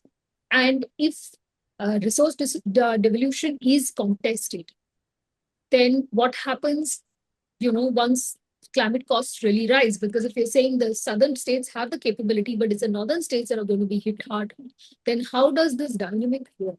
Or do you see that coming to a head at all? No, I think southern states are not going to accept what I'm saying. But if we actually believe in a common India, then it follows that the southern states should not be relying on private resources in the same measure as the northern states have to rely on it. And indeed, the southern states have done this with everything else until recently. If you look at the devolution formula of the Finance Commission, the biggest item on it is some version of the inverse of per capita income of a state. So the poorer you are, the more money you get from our tax pool. Nobody has contested that. In my commission, Maharashtra, my own state, they came to me and said, look, Marathwada, Khandesh, we also have poor areas. You give us a grant to equalize it. They didn't object to the idea that UP should get more money than Maharashtra, just because Maharashtra contributes more to the tax pool than UP. Yeah. That consensus has broken down, in my view, because we have two things happening. One, the population has also diverged. Fertility has fallen. I don't think fertility has fallen because South Indians are more abstemious in production of children, anything of the sort. I think fertility falls when your prosperity increases. That's well known all over the world. Particularly when prosperity increases and human development goes up, fertility falls. South India has, middle-income country levels of fertility, middle-income country levels of human development also. That correlation is there. North India fertility is falling as human development is increasing, but it's very low. So the outcome today is there are many more North Indians now than there were in 1971, which means that even more resources have to be spent there. And what South Indians are saying is convergence is not happening, so we are not able to get to the next step of development. If I want to invest in productivity increasing technologies in South India, I'm not able to do that because I'm having to give up resources to North India. If this problem at its root is a very serious problem, if you look at history. See, most countries that are federations like ours, I'm using the word not in a legal sense, in a chalu sense, countries or geographies, the majority of people quite logically live where the money is, in the richer parts. Today, USA, nobody lives in all this South Dakota and all that. I've never even been there, Arkansas, whatever, weirdo states. People live in like Chicago, New York, California, Seattle, right? Even Indians, Texas. So then you can have a settlement where the majority population living in richer provinces cross-subsidizes the minority population living in poorer provinces in perpetuity. EU ko dekho. EU, who cares about Spain and not Spain, but Portugal, Ireland? Nobody lives there. Greece, all the poorer places, Czech Republic, Hungary. The action is all in Germany, Italy, France, right? So they're happy to subsidize these poorer countries. Australia, nobody lives in the middle. Everybody lives around the seacoast, which are rich. They subsidize the middle. Canada, everybody lives in Vancouver, Ottawa, and Toronto. And they subsidize all this. Well, Saskatchewan has oil. Java, is rich. India is the only surviving federation that I know of. Not even Pakistan. Majority live in Punjab, which is more prosperous than the rest of Pakistan. India is the only country I know where the minority of the population lives in the richer parts, the majority in the poorer parts. That makes it very difficult to find a political settlement. I propose some, but very, very difficult. In addition, in India, these traditional economic remedies to this, which are automatic, are not happening because of our society. I was just talking about this yesterday in Hindi. So normally what would happen? You would expect one of these three things to happen. It's very interesting, I think, for your journalists, analytically speaking. normally the first thing that will happen is that the scarce resource will move from the abundant place to the scarce place. I'll explain. This is as true internationally also. There's a failure on this, so this is not going to happen. In the north and the east, so what should happen? That labor should come to the south and the west. Where is there more capital in India? In the south and the west. That should go where? To the north and the east, where capital is scarce. Then you'll get equalization. Neither is happening. Capital is moving from the north and the east to the south and the west. Labor is moving to the south and the west. But then the next step must happen. The next step is what happened to my family. 4 generations ago, my great-grandfather moved to Mumbai. I am now Maharashtrian. Right? वो आज नहीं हो रहा है. It only happens in Mumbai, actually. It's never happened anywhere else. A Bihari who comes to work in Chennai, even 3rd generation down, is a Bihari. वो छठ पूजा करता है. Why does this happen? I'll tell you why it happens. A very interesting fun fact. Do you know what endogamy is? I'll explain simple language. Endogamy is तू जब शादी करता है, अपने जात पे करता है या नहीं करता है? अगर करता है, this percentage I'm going to tell you is you're married endogenously within your caste. Now take my family, we are endogamous because although my mother is from Andhra and my father is from Mumbai, Maharashtra and Bombay, they were both Brahmins. So my parents were endogamously married. I'm exogenously married, exogamously married. Kerala, Bihar, UP, rich, poor, north, south, all states in India, endogamy ratio is between 94% and 96%. लोग अपनी जाति में शादी करते हैं. Now, jati, caste, is a highly localized phenomenon, which is why the delimitation is so difficult to break, because our politics is caste politics. So it's a requirement that Lok Sabha selection be tied to a region. We can't have a national list. Tab jati politics khatam. Because a Jadhav from Maharashtra has nothing in common with a Madika from Tamil Nadu, from Andhra. The only people who have things nationally common are Brahmins because of Gotra and Baniyas. Nobody else does. Because of this, we are unable to, the natural equalizers that would happen in a country are not happening. Labor is not moving from poor provinces to rich provinces. Biharis are not becoming Gujaratis or Tamilians, right? And capital is not moving because North India provides fewer investment opportunities. And because of this barrier between North and South, South Indians are not investing in the North. The only equalization mechanism left is the fiscal one, the Finance Commission. That is taking all the load. That is my diagnosis of the crisis. But then if you connect that to the problem of what happens as climate impacts get more and more stuck, and the resources that have to be distributed become even more contested, how do you see that dynamic playing out economically? Well, there were 2 countries in the 20th century which were like us. They no longer exist. Arabia. And the other was called USSR. I don't want to say anything more. Okay, we'll leave it at that, but I see that there is a question. There's a question from Rohini who's asking about editors often ask journalists to include data when it comes to climate vulnerability, global climate risk rankings and all. Are there any rankings that you would recommend to look at, and how can journalists make best use of data? Which is a very good question again, which we need to come to. No, I am very well educated. I went to an Ivy League school. So I'm not data driven. Data is my servant, not my master. I make data say what I want it to say.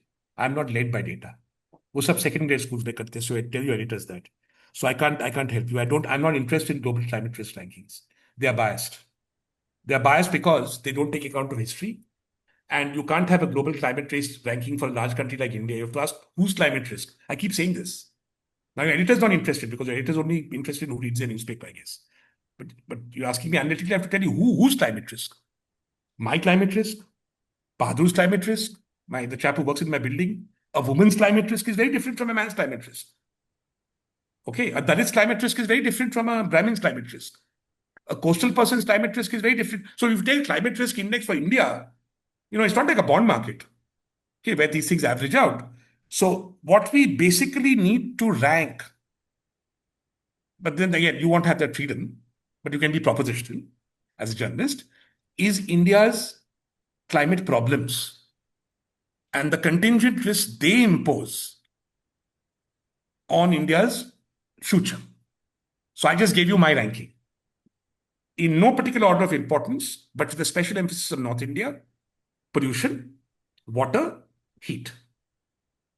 Not adaptation, mitigation, cyclones, disasters, they're all part of the same thing. And as an all India risk, as a peninsular risk, which has all India implications, rising sea levels. I'm not going to weight the two, they're all as important as each other. So these are the four risks I face. What is the point of ranking them versus somebody else? Suppose you take rising sea levels. I'm going to rank Maharashtra is number 1 threatened. Tamil Nadu is number 5 threatened. What is this? How does it help me? I'm a policymaker, remember. How does that help me? I have to deal with it both in Maharashtra and Tamil Nadu. Now, whether Maharashtra is more affected or less affected, how does it matter? As long as the effect is significant, above a certain threshold, rankings are irrelevant. So I can't help your editor. I think your editor should be re-educated. That's a lifelong dream for many reporters. Moving on. Moving on to, or rather coming back to our question of resources, use of resources and distribution. And then again, the commons lens for everything. I think you've given us a very good framework to look at things. But if I can then move to the next segment, that the final bit that we were talking, that I wanted to bring you towards was, given what is going on in the world, because ultimately our risks, the climate risks, are stacking up in a different way in the security and economic and energy security. So which is why I wanted to bring you a little bit towards the Iran and what that has revealed about India's vulnerabilities, especially on energy dependence. Because then if you're talking about this conflict and how it has exposed our limits, how do you, when oil risks rise and rupee comes under pressure, how do you then look at the so-called transition, or what should be the framework for reporting this story for somebody who is interested in also saying, look at it from a climate risk or keep that as an underlying perspective? It's a very interesting question. I haven't thought about it about the final part. Let me try and do that when I'm discussing the risk. Sure. Maybe I'll also learn something. So let me put it in simple language. It's very important not to get... See, I have to bullshit for a living. You don't have to take my bullshit. So today I'm going to give you the non-bullshit way of looking at this. What is the main consequence? There are two main consequences actually of the ये Hormuz में जो drama हो रहा है. One is that physically we may not be able to secure petroleum products. The other is that the price of petroleum products goes up. Bas. No other risk. No other event affects us at the macro super level. So important to understand this because you have to keep your mind clean, no, when you approach a story. या तो बिल्कुल physically available नहीं होगा या तो पक्का दाम बढ़ेगा. दाम बढ़ चुका है. ठीक है. फिजिकली अगर अवेलेबल कुछ नहीं होता है तो क्या होता है? Somebody, when something is physically short, think gas cylinders. What happens? Does anyone want to discuss this, talk about it? Just raise your hands at muted time. Just think about it common sense ways. No, you don't know. Inflation happens. That's a number. What happens in your city? What is happening in your city? We're already seeing it there. Go on. Someone said something. Yes, I said black marketing. Like what?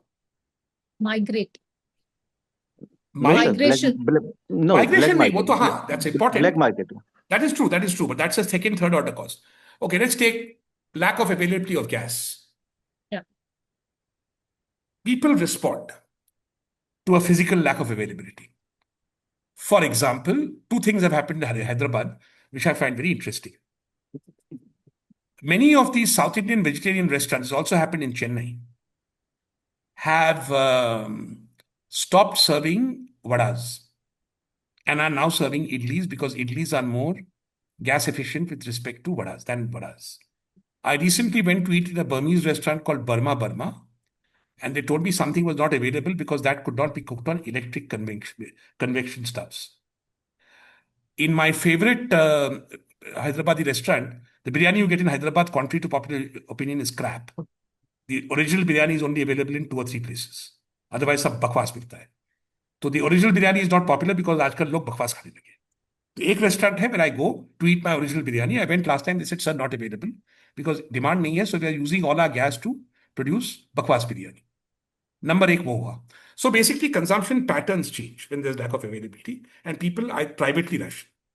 Second thing that always happens is that rich people get away with it because they can spend more money. I'll give you an example. When this war broke out, I have 2 cylinders and about 20 days supply left in 1 cylinder, 15, 20 days. I told my wife, chalo, let's get a new cylinder. I could afford it. I said, safety hai, now I have 2 cylinders in my house full. So I was able to create a buffer from the potential vulnerability. I didn't say, oh my God, I'm giving up 15 days of gas. I was only interested in the 40 or 60 days of gas I was gaining. Right? Cylinder lasts me about 2.5 months. So rich people will always corner the market all in the way I'm describing cylinders. Things will become more expensive for poor people. Poor people are doing what now? They're buying these small cylinders, which have about 1/3 the capacity of the big cylinders. And those small cylinders cost 90% of the price of the big cylinder. Okay? But they're forced to do it. Because if you're a migrant worker and you have to cook, they use that small gas cylinder to cook. If their price goes up, that's where what Mr. Bhish said becomes. Then they find the value proposition of working no longer works. Because my survival prices are going up, you leave. So all these phenomena you can track, but your framing should be, you can anticipate by saying availability जब कम हो जाता है तो क्या होता है. दूसरा है अगर प्राइस बढ़ता है, there the policy angle becomes very important. Because I'm getting some clues on the climate as I talk to you. The policy angle becomes very important because, see, as I said, when the price goes up, somebody has to pay. Who is going to pay? Normally, poor people will pay, like free market, those small cylinders. Government can say, I will not let poor people pay. I will try and protect poor people. Do that in many ways. I think the government has chosen one way to do it, which I'm sympathetic with because of the Aukat problem. I said, no, you can do it if you can afford it. The optimal way to do it would have been to provide petroleum diesel subsidies to public transport corporations or subsidies to the poor who use public transport, who use informal transport. But we don't have the Aukat to do that. So the government cut excise duties on diesel and petrol, keeping prices down. What is the scope for government to do this more? I estimate that the government can do this to a factor of about 3 or 4 as the crisis exacerbates. What will be the policy consequence of doing that? Difficult. If you do that, then the demand for petroleum will not go down. And since we need dollars to import petroleum, so the more I make it easier for people to consume petroleum products, the less demand will go down. If prices are high, people will consume less. The greater will be the negative impact on my balance of payments. Now, if my balance of payments impact is negative, then one way to deal with it, economics will recommend, is depreciating the rupee. Even more than now. But वो नहीं चलेगा हमारे देश में. Why? Because we already run a balance of payments deficit, even in good time. How do we finance it? पैसा देना पड़ेगा ना. You're buying imports more than you export. कौन देता है? क्या होता है? All these foreign companies come to India and invest in our stock market, FII, FPI, FDI, and all that. Now, when they invest, let's say I bring $100 to India. Let's say the exchange rate is 50 rupees to the dollar. $100 into 50 is 50,000 rupees. मैंने 50,000 rupees लगाया investment India में. उससे return आ रहा है, let's say 10,000 rupees, 20% return. Now it was 50 rupees to the dollar. Suppose that becomes 100 rupees to the dollar. When I want to repatriate my profit, right, that 10,000 rupees that I've earned now only gives me $100, so my return is only 5%. So the more you depreciate, the lower the return for FDI and FII. So you have to balance this. That's my job. That's what I do for a living. I used to do for a living. Okay. You have to balance these 3 things and come up with a policy outcome that solves for these 3 simultaneous equations literally. The interests of the poor, the impact of the balance of payments, and the need to depreciate the rupee. Now, what I would do then, one, I would invoke swaps. And the second thing I would do is to try and contemplate capital controls on things I don't like and which are unnecessary to the country. like destination weddings abroad. And sorry to say, sending your kids abroad to study. नहीं देंगे पैसे भी. Or I know you won't like it, but what can I do? I mean, country comes first. Remember, Modi ji always says, and maybe Modi ji's trips abroad also. We have to start curbing non-essential import expenditure. It's a whole range of measures. So, if you're a journalist, what you need to do is have this framing, talk to an economist to understand this very not complicated, but complex. Understandable, right? What I've explained to you, got right. Somebody has to, I'll get quickly revise. When prices go up, somebody has to pay the price. Government of India can make sure that poor people don't pay the price. But if poor people don't pay the price, since poor people are major consumers of petroleum products, right? Or actually, no, sorry, ideally government of India should make sure that only poor people don't pay the price. Government of India की वो इतनी औकात नहीं है fine tune करना policy. So government says, I will protect everybody. Bring down excise duties. किया है? Now, when you bring down excise duties, everybody is protected, including the poor, the same measure, but everybody's consumption does not go down because prices have not gone up by as much. When consumption doesn't go down, but the price has gone up, that means the country is buying the same amount of petrol more expensive, right? That increased price times quantity of petrol will worsen our balance of payments. Now, if you depreciate the rupee, then you could help the balance of payments normally. But in India, you can't do that because you already need FDI and FII to finance your balance of payments deficit, your trade deficit. FDI and FII come here only to make money. That money is made in dollars. The more you depreciate the rupee, the lower becomes the rate of return in dollars. So you have to calibrate excise relief to the citizens, balance of payments consequences, and rupee depreciation appropriately. So as a journalist, you should know this, or you should talk to an economist and find out, and then go and ask the government and economists. So what are the measures you're taking to protect the poor, deal with the balance of payments consequences, and the limits on depreciation that you face? Excellent. That is a frame to look at, yes. But if we go a little further into what the oil prices or rising prices, then the secondary impacts basically of this. And how then that impacts, because now it's also becoming a climate story. We don't have a climate story in the sense that it already is one, but it becomes a bigger issue because now we have people burning wood. We're looking at people switching, migration happening, reverse migration happening, a pressure on the system, certain economic units stalling. We've seen that in Gujarat a lot, where textile units have shut down. So we're seeing a kind of pressure on the economy, which is in a way going to have a long tail, right? So if we are looking at it again from a very climate lens, then what would your recommendation have been if you were sitting there making certain decisions? Because we've talked about Atmanirbharta for a while. And we've been looking at switching our energy systems for a while. How do you see, if you're looking at it again from building a sustainable system, because it's a good opportunity now to switch if things are really going to remain in a flux and systems are going to need to change, how should India think about the way in which we change our systems, economic as well as energy systems? Well, I must first point out, honestly, that the answer to this will depend on what you see as the major problem that climate change reflects, not causes, but reflects. And I've already told you at some length, I see the major problem as a crisis of who consumes. So my solution would also be deal with who consumes. Now, what I'm going to say is subject to the if you can do it, you can afford it. इस पे कितनी औकात है करने का मुझे नहीं मालूम. लेकिन it's धंधा compatible. There is a suggestion by Mr. Mudli, right, about mandating electric vehicles for all new cabs, taxis, autos. Who is going to bear that cost of electric vehicles? I need to worry about, and where are you going to get the electricity from?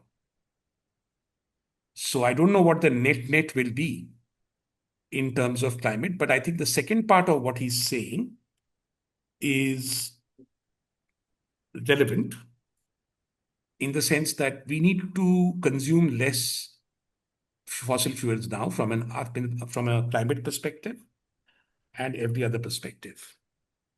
How do we do that? Agar औकात है, we have to look at disincentivizing consumption of energy intensive products. And we have to then make a distinction between public and private, which involves using fiscal policy. This will have short-term negative impact on growth because our growth is driven by the top 10%. Let me give you one interesting example. What if I said that no upmarket fine dining restaurants in any metro will be allowed to have air conditioning? I mean, what would I do? Would I go out to eat? Nah. घर में बैठ के take away करेंगे, AC है मेरे पास. What will therefore happen? Fine dining restaurants will close down. I don't give a shit. Let them close. इतना political, now होनी चाहिए. Let them close and let economic activity there go down. ढाबे बंद होंगे? नहीं बंद होंगे. उडुपीज बंद होंगे? नहीं बंद होंगे.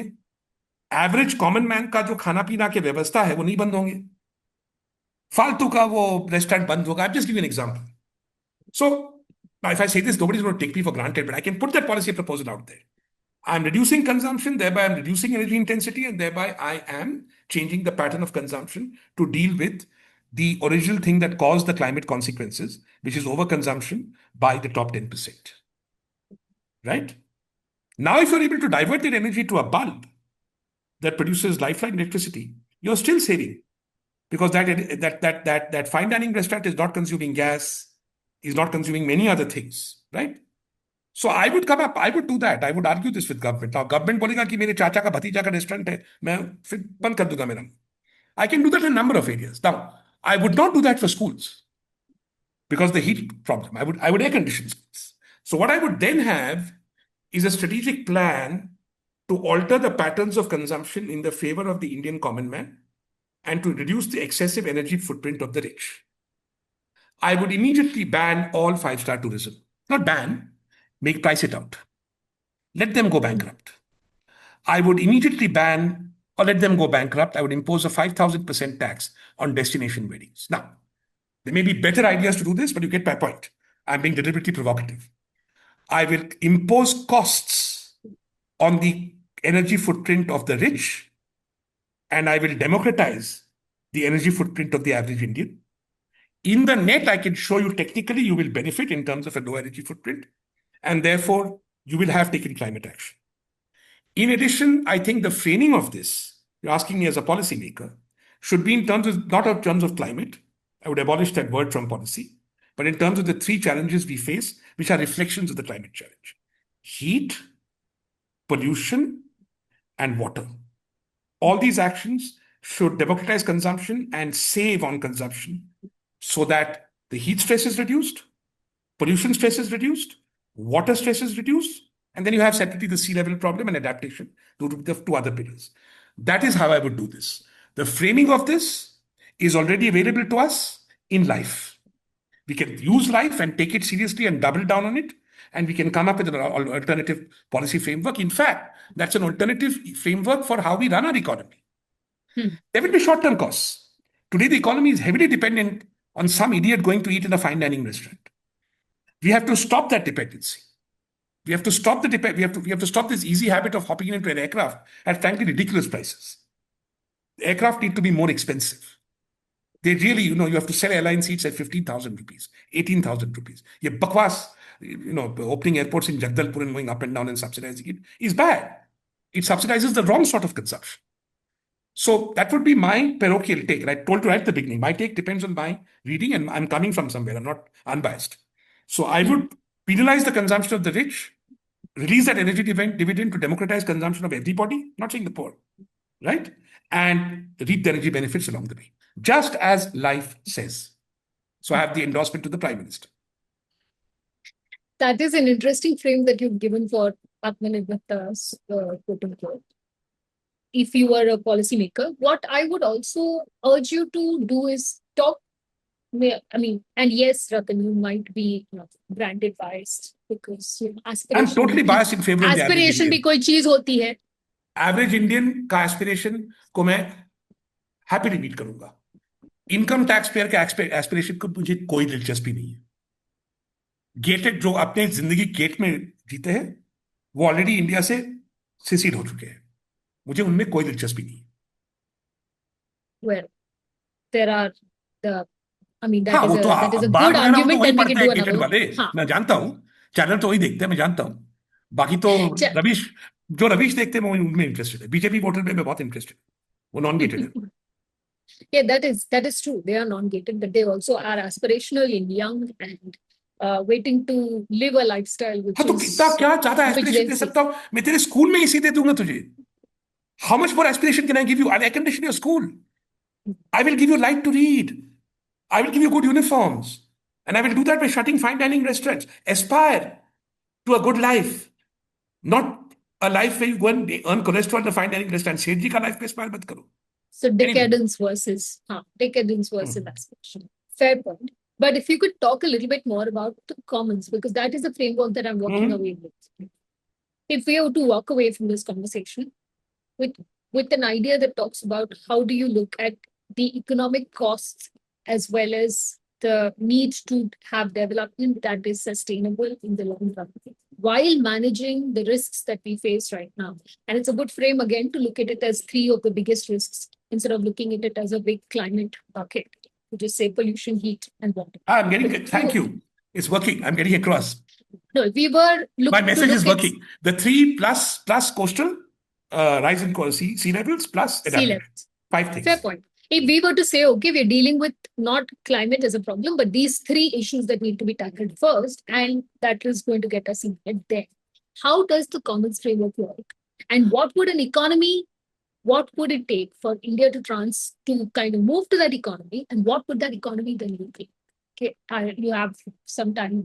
You know, I'm finding this very exciting because I mean, Yeah. I'm at an age when I'm handing over the baton, and if I can influence the path on which I hand that baton over to you. You know, not just the relay, but the relay track also has to change. Can I answer that by taking Ashok's question down there? Yes, please. That's a good policy. How do we understand it? Right. Let's use the commons lens to understand it. Data centers have employment effects. Good. What are the effects on? What are they free riding on? What is the heat impact? Huge. What is the water impact? Huge. What is the pollution impact? Zero or near zero compared to something else. What can I do to mitigate these 2 impacts? Mitigate the heat impact and the water impact. From what I understand of the technology of data centers, water impact very little. The water impact is going to come at the expense of someone else. The heat impact, you can do a lot. You can do a lot if you're able to build these data centers in the context of broader smart cities. And there are several examples, right from Seattle to Portland to many other places, Singapore, where you can do this. That's a technical issue. You can certainly mitigate the water impact, the heat impact. Water impact, someone's going to pay for that water, inevitably. Policy trade-off. Are you going to, would you prefer more employment to some and depriving water to somebody else? How does that work for you? Electorally, how does that work for you? Politically, how does that work for you? You tell me. On that basis, I will understand data centers. So again, the point I'm trying to make to you is the framing. Actually, the 2 side points, which is coastal and also come into this. Logically, the water impact can be minimized by building these things in coastal areas. But that will exacerbate your seawall problem, your coastal sea level rise problem.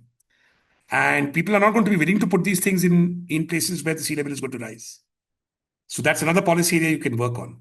If you're able to mitigate sea level rises, then you can actually mitigate the water problem by setting up data centers near the sea. Then they can use that water, right? It only involves some desalination. They can use that water. But if sea levels are going to rise, the investment is going to be dead in 10 years. No one's going to come.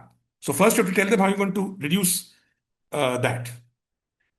And finally, you can also take the water deprivation problem through high water consuming data centers as an adaptation problem. How do you adapt to that? So you have a policy initial framing, and अब तो शोध करना पड़ेगा to come up with. But I hope I've helped you understand data centers from a climate lens.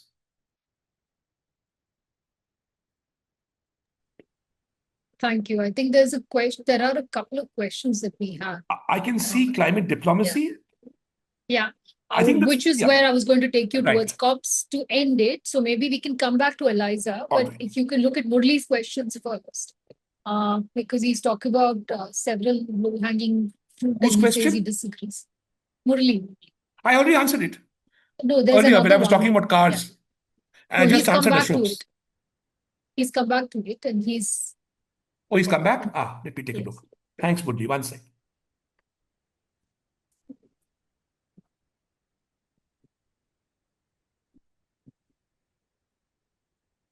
Yeah, but the point is, where are you going to get the electricity to anyway?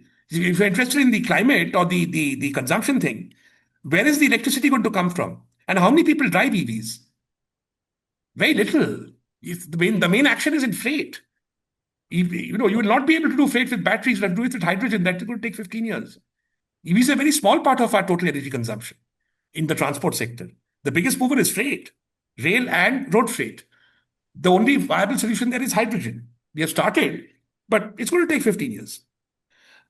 also, if I may come in and say something there, the cost of setting up charging, Yeah. the cost of actually getting the critical minerals that are required, the cost of being able to set up an entire life cycle for what Absolutely. happens to the waste, all needs to be taken into consideration when we are taking. And most looking at important, this. this is going to be mainly rich people. Remember, rich people take Ubers. So I need to know where that energy is coming from. All this new rise in EVs and charging, energy kahan se aa raha hai? If I'm able to see an increase in the total share of renewables, then I need to know the air, water, and pollution costs of those renewables also. It's not a free lunch. It's not a free lunch. I Even need if to you're looking at understand this. even if you're looking at electric buses and electrifying Same answer, transport, same public question, transport, same issue. similar issues. Same But, issue, but particularly with EVs and Uber and all these छोटे गाड़ियां ruining our cities, whether for private or by Uber. Same thing. Uber is just privatized private consumption of cars. I don't know anybody who's not in the top 10% of the population who uses Ubers. Tier 2, Tier 3 towns with the है ही नहीं, गांव में तो है ही नहीं. So you can do this, but then I have to ask you what the upstream costs are. Once I get an answer to that, then I can tell you what the net is. Okay. Preeti also has a question that says, how do you feel we could reduce unemployment among our youth? And if I may say, from a development climate lens, again, keeping in mind. Oh, well, it all Yes. depends on whose unemployment you want to reduce. Again. If you want to reduce unemployment, it's very easy because you reduce unemployment by basically producing things. Now, if I look at my youth, what kind of youth do I have? Let me take, okay, there are 3 dimensions. This climate, I don't know. You'll have to help me, Archana. It's an interesting question. But let me unpack the country into North India and South India. Okay, poor and rich. South India and Western India to some extent, no, actually Western India to equal extent. Problem is not unemployment. The problem is unemployment at wrong wages. Extremely lack of low prosperity wages. Let me tell you, let me frame this way. One by giving you a 1-point anecdote, and the second by giving you an economic fact. The per capita income of Bihar is 25% that of Tamil Nadu, which means if Tamil Nadu's per capita income is 100 rupees, Bihar is 25 rupees.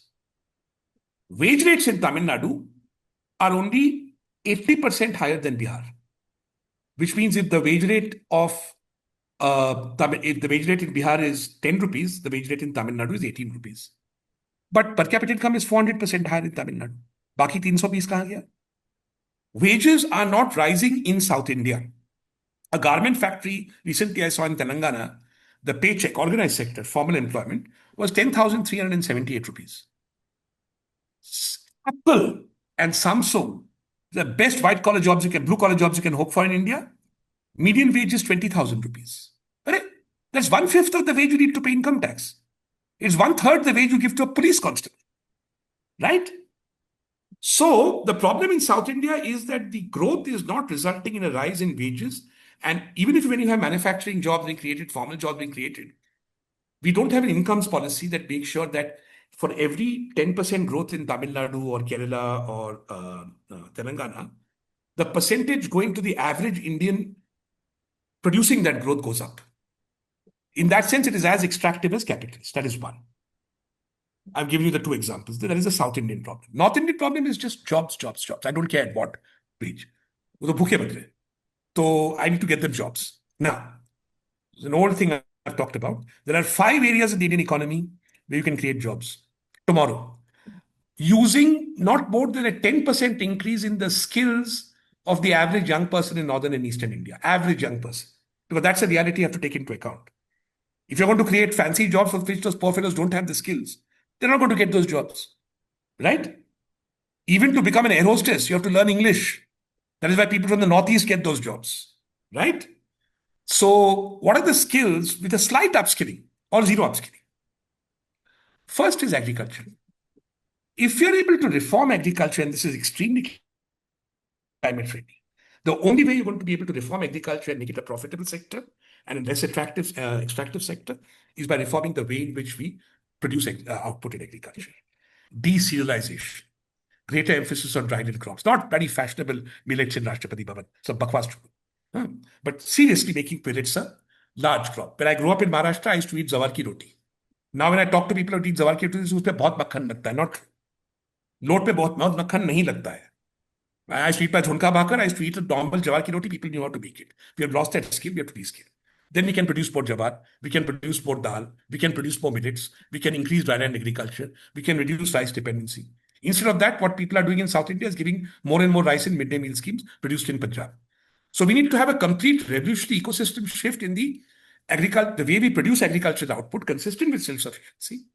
And that will create vast amounts of productive jobs in agriculture and basically raise agricultural living wages and enable people to exit agriculture. Now, when they exit, where will they go? Second area where we can create jobs in North and East India is very simply, मेरा एक slogan था, जो मैंने विपक्ष को भी दिया था और सत्तारूढ़ दल को भी दिया था, ruling party and opposition.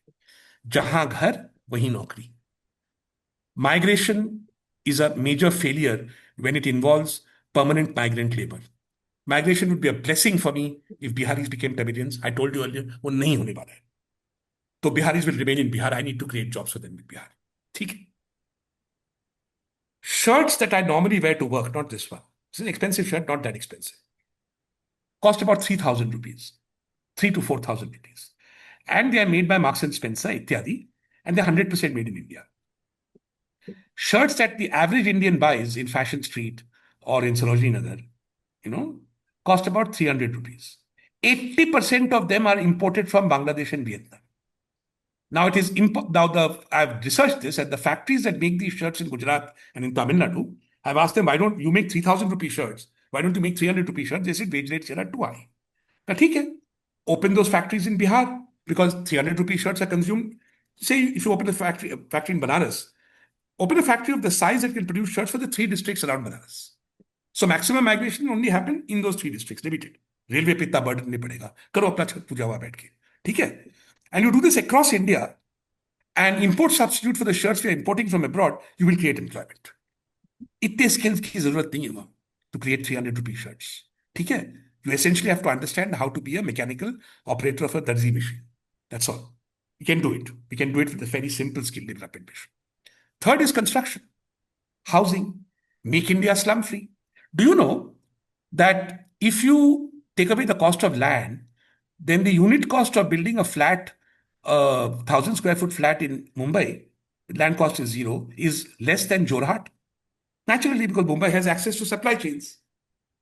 Problem there is providing the land. Now, who is the biggest landowner in India? It's the government of India. Bas, nahi karenge, I have no time to go into it. But solution hai. In fact, I'd given that solution when I worked in government. If you make India slum-free, there are lots of jobs making India slum-free. Finally, 4 and 5, we need healthcare and we need it tomorrow. Produce paramedics, produce doctors, produce pharmacists. Cheap, easily acquirable skills. Doctors at the top, but everything below also. Massive demand for healthcare professionals across India. Produce them and make them work where they come from. Produce healthcare workers in Kota who can work maximum in Junjunu. Produce healthcare workers in Rajkot who can work maximum in Jamnagar. Do not make healthcare workers from Kerala migrate to the rest of India. get jobs in healthcare. They're ditto for education. So take these 5 sectors and you make sure that 60 to 70% of India's future GDP comes from these 5 sectors. You will have created jobs in northern and eastern India for young people. Southern India, the problem is a little more complex. We will need to also have an incomes policy that raises wages. All these things have a low climate footprint. In fact, agriculture will improve the climate footprint, right? These are not energy intensive. These are extremely productive in terms of employment rich. Much more productive for me to produce one healthcare worker in the interest of the nation at a reasonable wage than to produce a data center coolie. Think about it. So it's possible, but we have to decide collectively as a nation that our priority is giving these people jobs and therefore producing the things that give them jobs. And I agree, it does sound like a framework which is climate friendly. I can see that we're at the close end of it, or almost close to the Can end I of answer our the linguistic session. diversity question? Yeah, these two, I wanted to also come back to Eliza's question. So if you can Murali's take question minutes you and can ask because I'm not interested in the charging infrastructure. I'm more interested in the upstream. Where's the power Yeah. coming from? But on linguistic diversity, no. In fact, I would say that I have found I speak a number of Indian languages. And I have found talking to people all over India that actually they understand what I'm saying about consumption.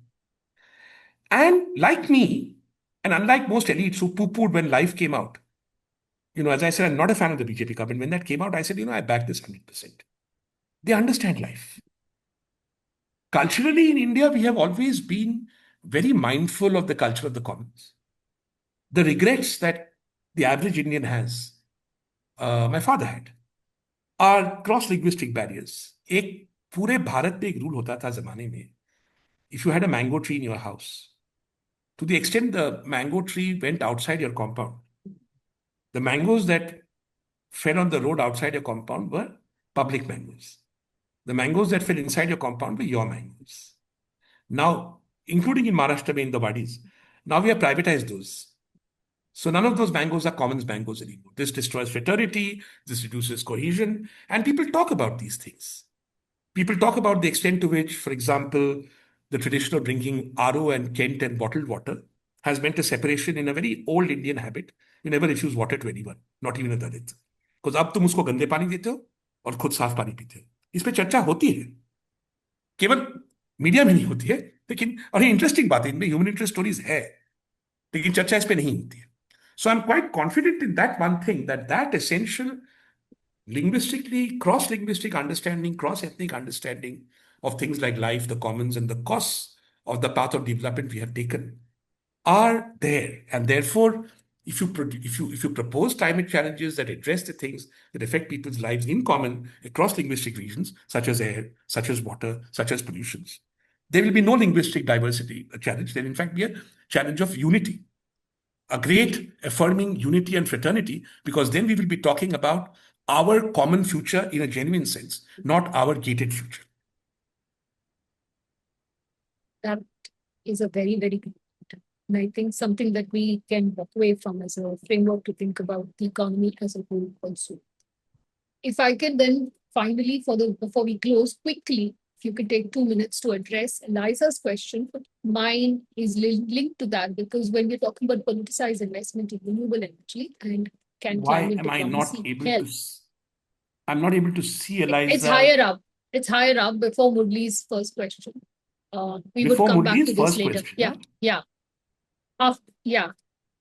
Where she says, as a follow-up to your earlier point, an example about politicized investment in renewable energy, to what extent do you think climate diplomacy would help? yes. And which is why I wanted to bring you back to this and close with that, because COP is something that we're seeing multilateralism generally breaking down. And climate diplomacy is a big part of that multilateralism. And a lot of people in the climate space are wondering how to keep that dialogue together, how to bring everybody, all countries, to one place to talk about something constructive in climate.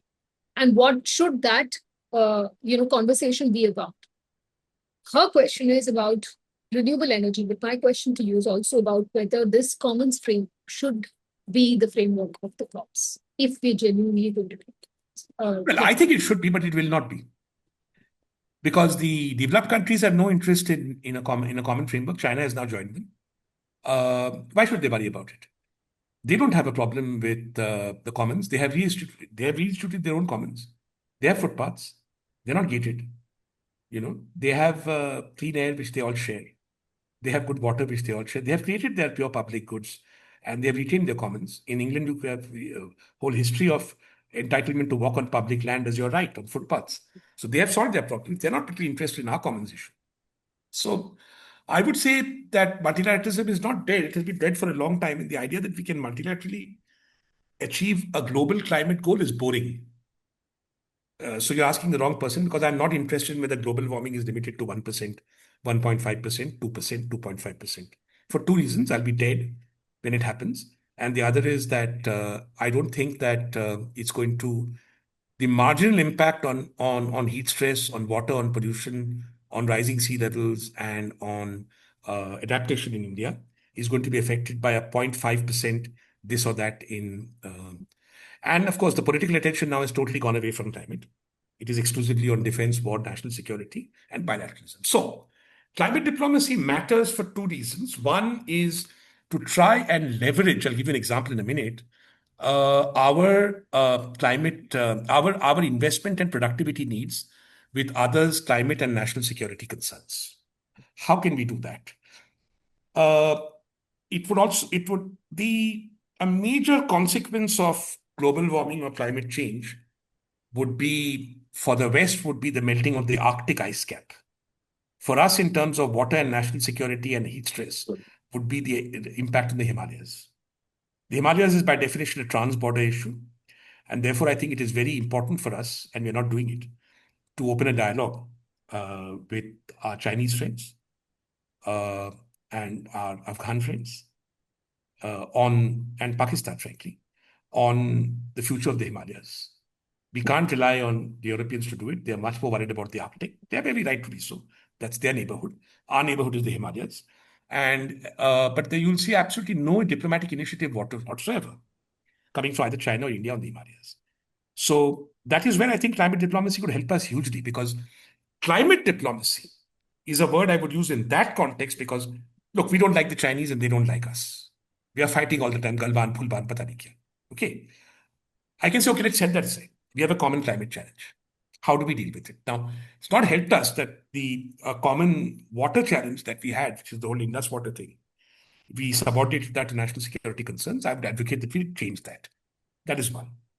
Second is the national security concerns that other countries have, which India can leverage. I'm speaking for India here, with Perokini.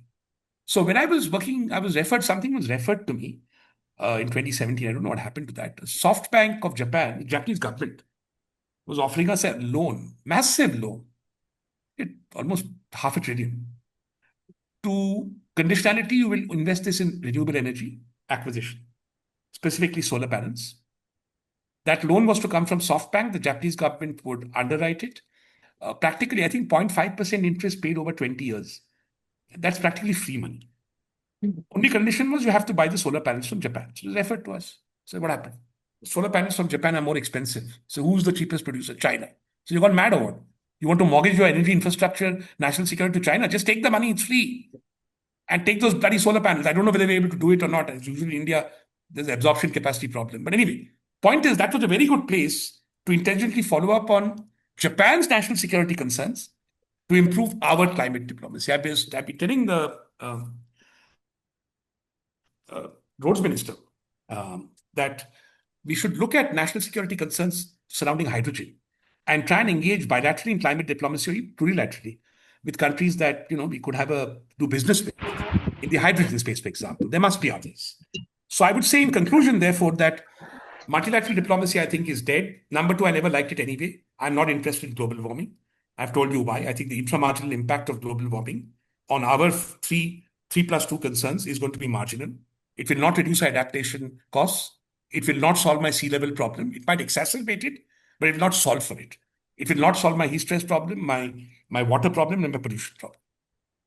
Bilateral diplomacy has leveraging national security and transcending national security conflicts. I'll give you one example of each, holds considerable potential.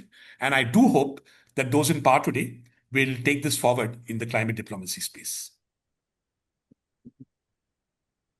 Thank you. This was an excellent session. I learned immensely. So thank you so much for making the time, and thanks a lot for keeping it so live and so interactive to everyone who's joined in. And hope to be here again soon, taking this discussion forward with you, Ratan, sometime soon. Sure. And thanks a lot, ACJ, for allowing us to have this wonderful discussion.